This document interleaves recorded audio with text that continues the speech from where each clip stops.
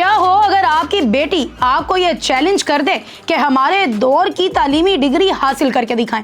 जी अस्सलाम वालेकुम नाज़रीन, मैं आपकी मेज़बान हुमा खालिद और आप देख रहे हैं डेली पॉइंट। जी हाँ, सोचें कि आपकी बेटी आपको ये चैलेंज कर दे कि बाबा हमारे दौर की डिग्री हासिल करके दिखाएं और मुझे ये साबित कर दें कि आज के दौर की तालीम भी उतनी ही आसान है जितने आपके दौर की तालीम आसान थी। क्योंकि जब भी आप अपने वालिदैन की कहानियाँ सुनते हैं तो वो दरियाओं से गुजरकर, पहाड़ों से चढ़कर, आंधी तूफान से लड़कर, कई किलोमीटर पैदल जाकर अपने स्कूल में पहुंचकर तालीम हासिल करते थे और उनके दौर की तालीम हासिल करना बहुत ही मुश्किल था उनके मुताबिक। लेकिन आज के दौर के मुताबिक वो कहते हैं कि तालीम काफ़ी आसान हो चुकी है क्योंकि अब आपको ऑनलाइन हर चीज़ अवेलेबल है, ट्यूशन्स अवेलेबल हैं, आप AI से मदद ले सकते हैं। वहीं पर एक ऐसी बेटी भी सामने आई जिसने अपने बाप को यह चैलेंज कर दिया कि आप गलत कहते हैं, हमारे दौर की तालीम पहले दौर से ज़्यादा मुश्किल है और ज़्यादा चैलेंजिंग है। नाज़रीन, ये वाक़या है चीन के एक शहर शांजी का, जिसका इलाका है शियान से। वहाँ पर 44 साल ज़ेंग ज़ीचांग नामी एक शख्स है जो कि अपने साल के 300 दिन जो थे, पूरे साल में से 300 दिन अपने घर से बाहर रहते थे काम की वजह से। अपने घर में ध्यान नहीं दे पाते थे, कारोबारी सिलसिले की वजह से उनको बाहर रहना होता था और उनकी बीवी ही अपनी बेटी की सारी तालीमी चीज़ों को देख रही थी, तालीमी मामलात को देख रही थी और अपनी बेटी के ऊपर जो था वो फोकस कर रही थी। उस बाप ने सोचा कि मेरी बेटी अब 15 साल की हो चुकी है और उसे वालिद का प्यार नहीं मिला, उसे बाप की मोहब्बत नहीं मिली, उसे बाप का साया नहीं मिला, तो क्यों ना मैं अपने काम के जो मामलात हैं उनको थोड़ा सा डाउन करके अपनी बेटी से थोड़ा अरसा मिलूं, उससे बात करूं और उसके मामलात को देखूं। तो उन्होंने ये फैसला किया और अपने घर वापस लौट गए। घर जाने के बाद बेटी से जब उनकी अच्छी गुफ्तगू शुरू हुई तो उनकी ये बात चलते चलते एक तनाज़े में तब्दील हो गई। जब पढ़ाई के ऊपर आकर ये मामला रुक गया, जहाँ पर बाप ने कहा कि बेटी तुम्हें अब अपनी पढ़ाई पर फोकस करने की ज़्यादा ज़रूरत है, बाकी सारे मामला छोड़ दो, जैसे हमारे वालिदैन कहते हैं। लेकिन वहाँ पर उस बेटी ने जो है वो बहस शुरू कर दी और उस बहस का नतीजा ये हुआ कि उसने अपने बाप को चैलेंज कर दिया कि अगर आप इतने हैं तो मुझे मास्टर्स की डिग्री लेकर दिखाएं।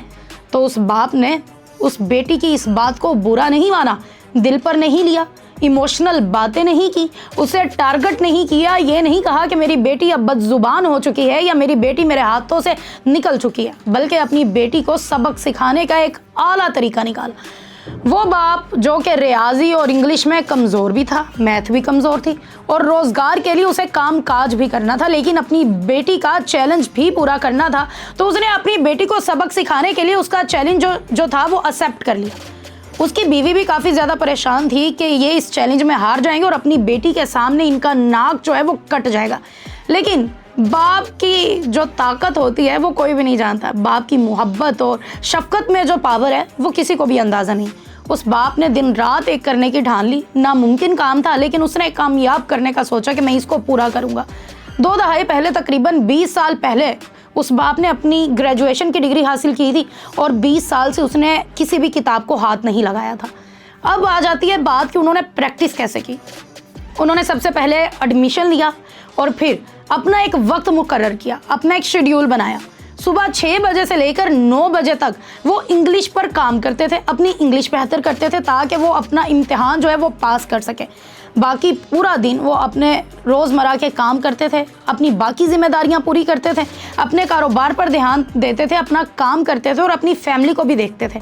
बाद रात को 9 बजे के बाद उन्होंने 5 घंटे मैथ को देने की सोची कि अब मैं 5 घंटे जो शाम के हैं वो मैथ को दूंगा, रियाजी को दूंगा और अपनी मैथ बेहतर करूंगा।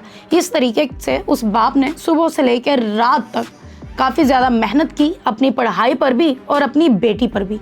बाद ये हुआ कि उन्होंने अपनी मास्टर्स की डिग्री बाइज्जत तरीके से पूरी की, अच्छे मार्क्स भी हासिल किए और सिर्फ अच्छे मार्क्स ही हासिल नहीं किए बल्कि अपनी बेटी के लिए एक मिसाल कायम की और उनकी बेटी भी उस चीज़ से काफ़ी ज़्यादा मुतासर हुई और अब वो अपनी स्टडी पर पूरा फोकस कर रही है।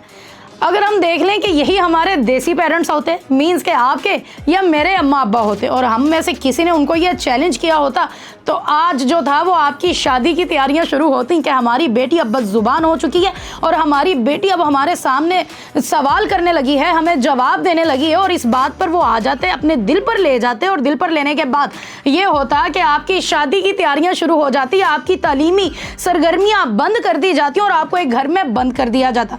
लेकिन चीन के इस बाप ने ये बात गलत साबित की और अपनी बेटी का जो ख्वाब था, जो चैलेंज था, उसे पूरा करके बेटी के लिए और बाकी बेटियों के लिए भी एक आला मिसाल कायम की। मुझे दे इजाजत, आपकी क्या राय है कमेंट्स में जरूर बताइएगा। मिलते हैं अगले व्लॉग में, तब तक वस्सलाम।